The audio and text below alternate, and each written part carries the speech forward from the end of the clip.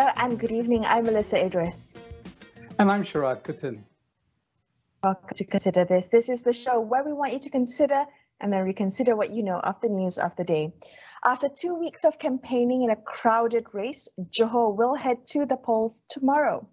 Will this state election be the crucial political barometer of national politics as it's touted to be? Joining us now, we have political analyst Dr. Bridget Welsh. She's an honorary research associate at the University of Nottingham, Malaysia's Asia Research Institute. Bridget, let's begin with some of the key takeaways that you have observed from the Johor campaign, especially those that might impact federal level politics. Well, I think there are three things that are important. The first of which is how many people come out to vote. Turnout is going to be very important in this election. I think what we're seeing in the last few days is more indication of more voters coming back. I think it's obviously those from Singapore will not come back, but within Malaysia, I think that will be important. And also those voters that were reluctant to come out, as well as COVID, people who are afraid of COVID. Those are the things that are still on the cards. And I think that's one important indication. The second issue is how the opposition does in terms of compared whether or not UMNO actually gets a hegemony and wins 2/3, or whether or not the opposition parties together, even though they're separate, actually do become competitive. I think this will set in place the possibility of conversations of an opposition coming together after the election, unless, of course, UMNO is able to achieve the 2/3, which, of course, it is very confident and has been expressing confidence that it will do that. It is my view that that's probably going to be a bit of a challenge for UMNO BN. And the third thing, of course, will be the relative performance of different parties within the opposition and how they perform. And of course, that will give them leverage vis-a-vis each other in terms of the standing as things move forward for another election, be it a state election or a general election. Bridget, you've been going to the ground over the last couple of weeks. You're there in Muat today as we speak to you. You know, when it comes to turnout, we're really looking at the mind of the voter. And I know that it is not one thing, but could you help us understand the Malaysian voter? I mean, what have you observed about the kind of aspirations that voters have at this point in time after 3 years of political volatility? What is it that you think they want? Look, I think Malaysian voters want a better government. And the problem is that many of them are unhappy with all of the options on offer, and that there's a sense of disappointment among different political camps, especially among Harapan voters. And some of them are considering to stay home. I think we're also seeing a very interesting dynamic in the last few days, in particular of some voters, especially Malay younger voters, looking towards Perikatan Nasional and especially Bersatu in that context. So I think, you know, voters seem to want what everybody else wants anywhere else in the world, a better government and actually representation that actually looks out for their needs. What's been interesting in this campaign is that it's really been deficit discussion of policy issues. There's been no discussions of issues of the economy or solutions for the economic recovery. You know, there has been no meaningful discussions of the issues associated with healthcare, unemployment, and the rising cost of living. And voters have looked to that. But now what has been the way that the contest has been framed is about the respective political fortunes of different political actors and different individuals. Bridget, there's a lot that's been said about the youth vote in this elections. Undi 18 and the automated voter registration will see 750,000 new voters into the state elections.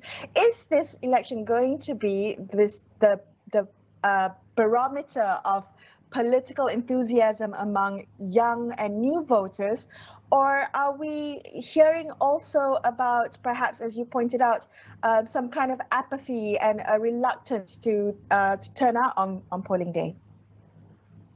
I think it's a good start. It's going to be a good start. We do see a lot of excitement among some of the young voters about the opportunity to vote. I've had the opportunity to speak to at least over 100 younger voters that are going to vote for the first time, under 21, and they're not sure about the candidates. Some of them haven't engaged with politics before. A couple of them didn't even know that there was an election. But the fact of the matter is that there is this kind of an excitement. So I see this as the beginning of a youth power process, of which the young are going to have gaining more traction. We're going to see that the young vote in the Johor election will be very important in determining the fortunes, particularly of UMNO, but also other new parties such as MUDA, and of course the fortunes of specific parties such as within Harapan as well will be very important to see how those votes actually shift or change. And so I think it's a beginning of, I think, a change that is coming, because every single state will have a very profound, different ethnic and political composition because of the power of young people.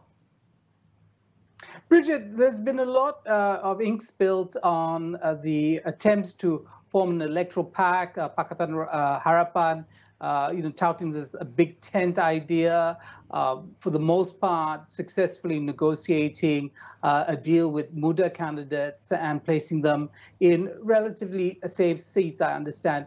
Though in Larkin, and I want to ask you about Larkin in particular, where MUDA goes up against PKR, and of course, all the major contenders in this race.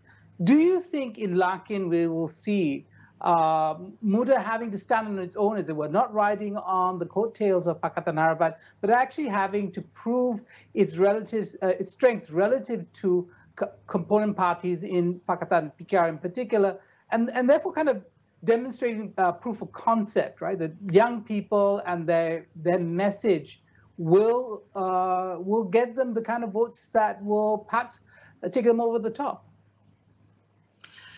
Well, I think Larkin is going to be a very difficult contest for both PKR and for MUDA, because of the nature of the fact that you do have other big players in the game in terms of UMNO in particular in that contest. And my own sense is that UMNO is slightly favored given the splits that are happening. I think that in my general sense is that this is part of what is going on in this election, in that different parties are basically negotiating or setting down the terms for what would be the negotiations for the general elections coming forward. And so how MUDA performs in Larkin separate vis-a-vis PKR will of course be about how they position themselves. I think MUDA as a party has had a lot of excitement on social media, but it's also had to deal with itself with a maiden election, in that it is actually wrestled with having to have machinery and to know the ground. And all of the new parties, from Warasan to Pijwang to MUDA, have also faced the fact that there's less familiarity of the candidates and less familiarity of the areas, because a lot of things were in seat negotiation. I think that MUDA has been affected from a perspective of the MUDA-PKR relationship that has become very sour and also contributed to some of the problems in machinery. And I think it goes both ways. But I think that we are also seeing MUDA's interesting dynamic, that they have worked well, particularly with the Harapan parties. And so you see a kind of new type of cooperation that has sort of emerged within the opposition on the ground that is a bit different than in the past. And I think these are part of what's happening as the opposition itself evolves. In particular, what I'm looking at in Johor is Perikatan Nasional, especially Bersatu. I'm speaking to you from Muar, where essentially Muar is Muhyiddin's hometown. He's represents Pago, but I think it is actually Muar is where has a lot of political base. And I think this northern part of Johor is going to be very interesting. And of course, all of the parties face the real difficult challenge of getting the most votes in a system where there are many, many contenders. There's been a lot of predictions from some surveys and pollsters saying that Barisan Nasional is set to, with majority, a strong victory in Johor. And I'm just wondering what the consequences are of a strong triumph for BN and UMNO in Johor. What consequences are for federal level politics, Bridget? So I think we're first going to see the consequences of kind of overconfidence and a kind of almost triumphalism that has had an impact on the ground. I think that voters that were going to stay home are now actually considering to come out because they are concerned about the hegemony of a return back to an UMNO-BN dominant system. And I think that's one of the factors that we've seen on the ground in the last few days, where there's been this kind of a bit more attention to the campaign and a recognition that the stakes are somewhat different compared to what people had perceived them to be. I think at the same time, what we're going to see is a very different implication nationally. No question, the first thing, Melissa, is that it's going to be a pressure to have a general election as soon as possible. Number two, the implications will be that this could have a kind of a spillover effect for the opposition, both in terms of creating more fragmentation or in some ways pushing them to come together. I think that if the hegemony is so strong, it's going to be more of a challenge for the opposition to try to come together and to fight that. But I think if it is actually a majority as opposed to 2/3, we're going to see a very interesting dynamic in terms of pressure for cooperation and sitting down. And then, of course, the third thing is what this means for issues of policy. And I think, you know, the argument that UMNO and BN has been making that this is about stability, but the problems is that the instability are within their own party. And I think that these issues have not yet resolved. And ironically, I think that what's been interesting on the ground is that many of those issues have continued to percolate even within Johor UMNO, which hasn't had very prominent leadership with anybody besides Hasni Mohamad. And so, for example, you haven't seen people like Hishamuddin Hussein active, for example. Bridget, very quickly, as we're running out of time, the statement by Anthony Lok about a second MOU to stabilize the Ismail Sabri government, dismissed by Zahid as proof, or rather interpreted by Zahid Hamidi as proof that Pakistan is fearful of losses, not just in Johor, but nationwide if a general election is called. How do you read that? Well, I think the MOU has not helped, my view, the opposition on the ground among its core supporters. But I also think those issues indicate a kind of politicking in terms of the differences within UMNO itself. And I do think it's probably the timing of that statement. It was very much shaped by trying to position themselves vis-a-vis each other in the election. And not necessarily think clearly about what that means. My own view, however, is that the MOU has not helped the opposition on the ground. But of course, we'll see this in the results, perhaps tomorrow night. Bridget, thank you so much for your time. Political analyst Dr. Bridget Welsh from the Asia Research Institute at University of Nottingham, Malaysia. We're going to take a quick break here on Consider This. We will be back with more, so stay tuned.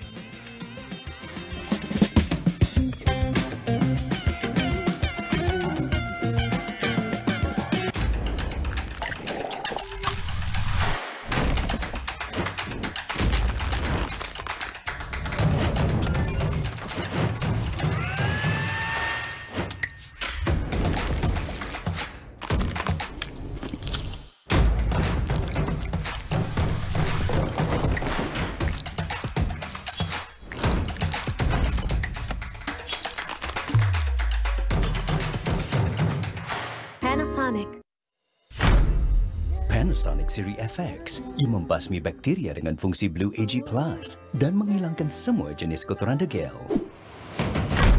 Panasonic Siri VR membasuh cucian dengan teknologi basuh dan bilas berkuasa dan gadakan cucian anda dengan Active Foam.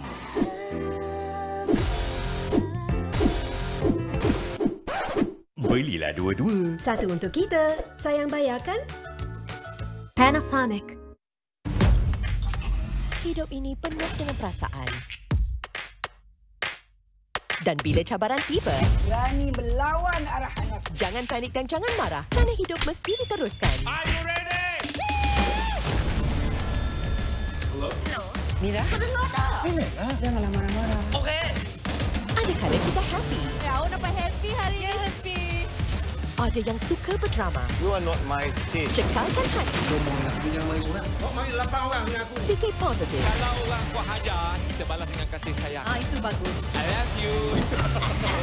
We have a laugh all over the planet. Segalanya akan baik-baik saja. Memang tak boleh. Nantikan semuanya di Astro.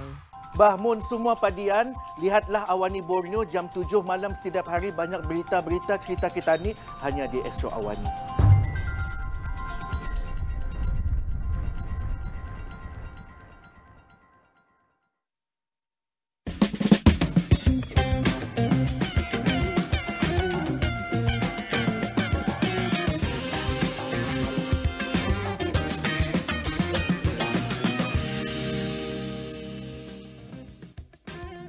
Hi, thanks so much for staying with Shrad and I on Consider This. Let's continue our look at some of the key takeaways from the Johor campaign and likely voting outcomes ahead of polling day tomorrow. Joining us now is the Executive Director of Merdeka Centre, Ibrahim Sufyan, more familiarly known as Ben. Ben, looking back at the campaign period for the state election, I'm just wondering, what changing dynamics, particularly between political parties and political players, have been revealed to you during this campaign trail? And I'm wondering what those changing dynamics might, how that might have consequences for party level, federal level party politics.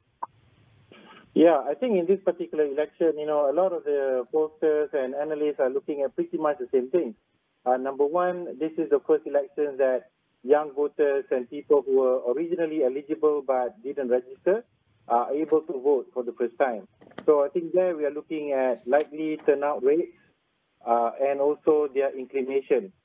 Within the younger set of voters, I think there's a lot of interest to see how will young voters, particularly Malay voters, turn out as well as make their choices, because Johor is the stronghold of UMNO.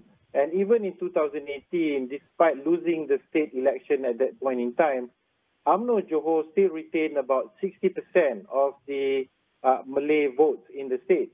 And so what we wanted to look at was, does the pattern hold for younger Malay voters as well, or would there have been an erosion? That's the first part. The second part is we wanted to look at how will these voters make their choices now that the opposition front has fragmented into different parties and different coalitions. And there we want to look at specifically whether the patterns that we saw took place in Malacca, which was the massive erosion of support of Malay voters away from Pakatan Harapan to Perikatan Nasional, does that hold true for Johor as well? Because if that holds true, then that may say something about general elections as we approach general elections perhaps towards the end of the year or early next year. And then finally, we also wanted to look at the kind of narratives that are at play and whether or not these narratives, as well as the play of personalities, can make any differences in the actual ground campaign. And there, I think there's something there that differentiates one area and compared to the rest. Ben, you've tantalized us with many questions that you asked your respondents, but you haven't actually told us what the results are of those surveys. Could you have us give us a sense of where you think and where the data is leading you in terms of the ground dynamics? Yeah, I think in terms of what we have found so far, it is quite clear that DN definitely holds the advantage. In the sense that they continue to have a very loyal base of core supporters, which I presume they will have the means and the logistics to turn out on election day.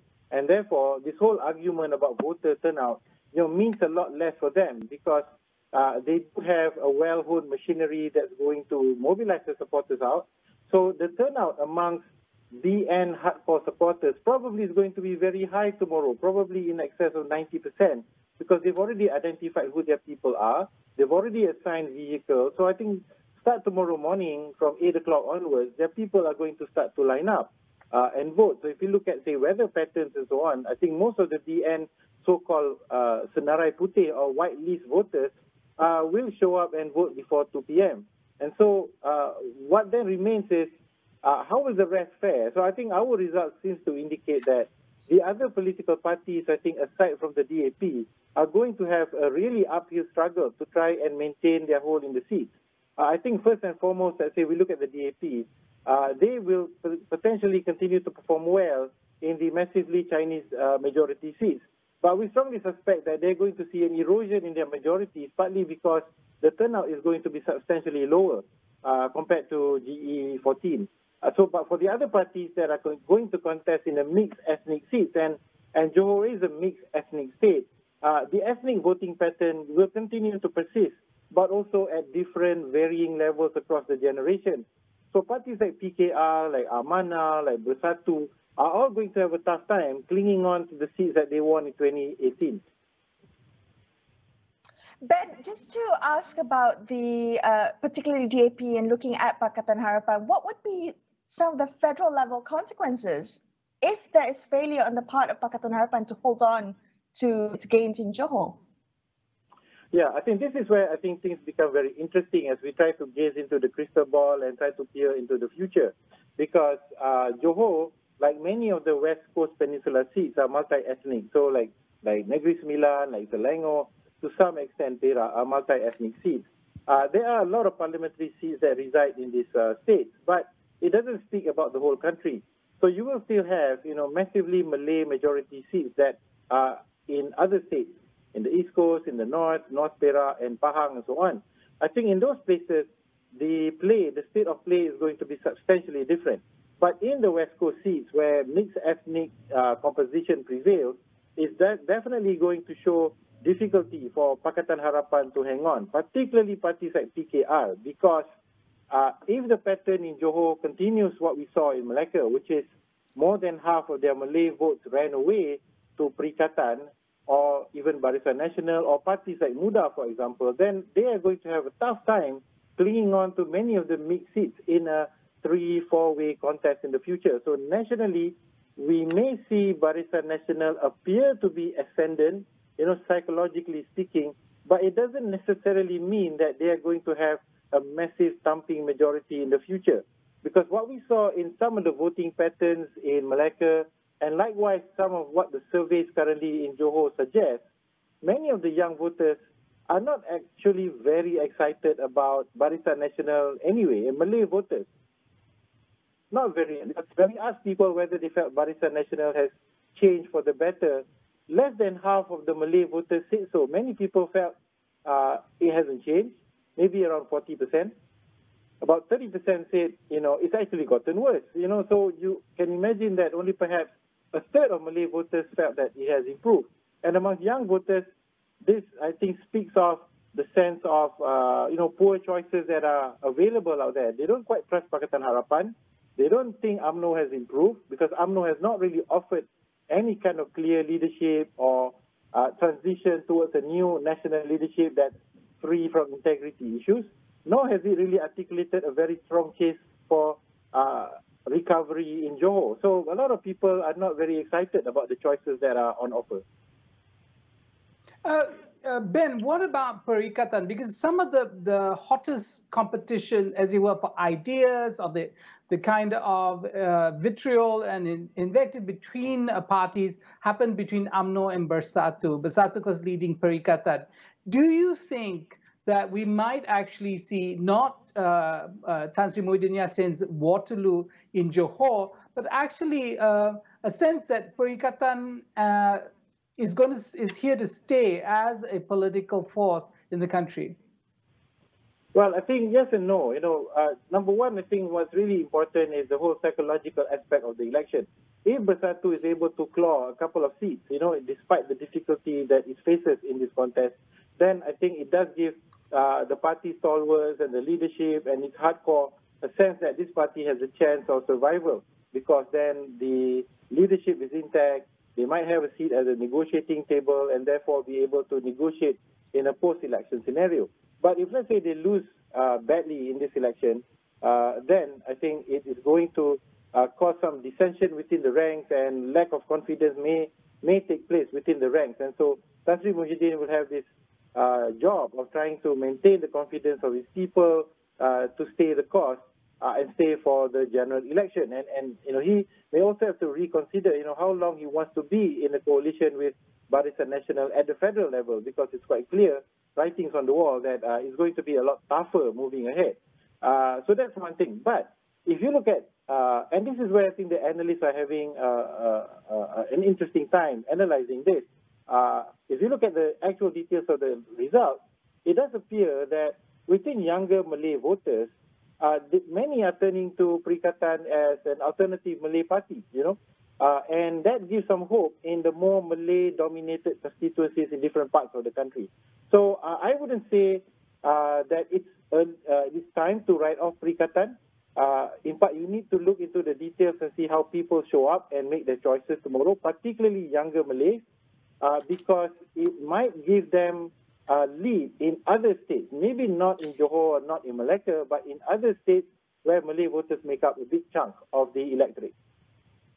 Ben, can I follow that up with a question about, you put it, there might be some deeper long-term trends that favor Perikatan, but in the short term, especially as party, the party faithful, if they're outside of power, if they do not get the kind of rewards that come with power, your sense of whether the party will hold, because there have been attempts to undermine Bersatu by having people, as it will, return to UMNO. Do you think the party can withstand that kind of pressure? Yeah, certainly. I mean, that's the whole psychology of this, contest, in the sense that it's a confidence game, where I think Barisan Nasional, particularly UMNO, has been successful in conjuring this image that they're on the upsurge, they have this momentum of winning state elections, and create the impression that the electorate is choosing them. But I think if one, peers into some of the details, it does appear that actually the support has not really increased. In fact, we sort of anticipate that in Johor tomorrow, so here I'm sticking my neck out again, that we think that the overall support for UMNO might shrink a little, perhaps by a degree of 5 to maybe 10% amongst Malay voters. But that in itself is not going to degrade their ability to win seats, because their opponents are fragmented and not working together. So I think if this election turns out a result that's bad for the opposition, particularly those that are contesting in the middle, like Bersatu as well as PKR, I think the rational leadership will be to find a pragmatic way to work together, find some way to cooperate, because otherwise both are staring at the oblivion, come general election. And the challenge very quickly, I think the challenge for political leadership is, how does it manage the coalition partners? So Bersatu will have to manage PAS, and PKR or others will have to manage the DAP. Okay. Well, we've run out of time. Unfortunately, Ben, we can continue talking to you for many more hours, but we'll have to see what the results are tomorrow. Thank you so much for joining us on the show today. Ibrahim Sufyan of Merdeka Center, wrapping up this episode of Consider This. I'm Melissa Idris. And I'm Sharad Kuttan, signing off for the evening. Thank you so much for watching, and good night. Good night.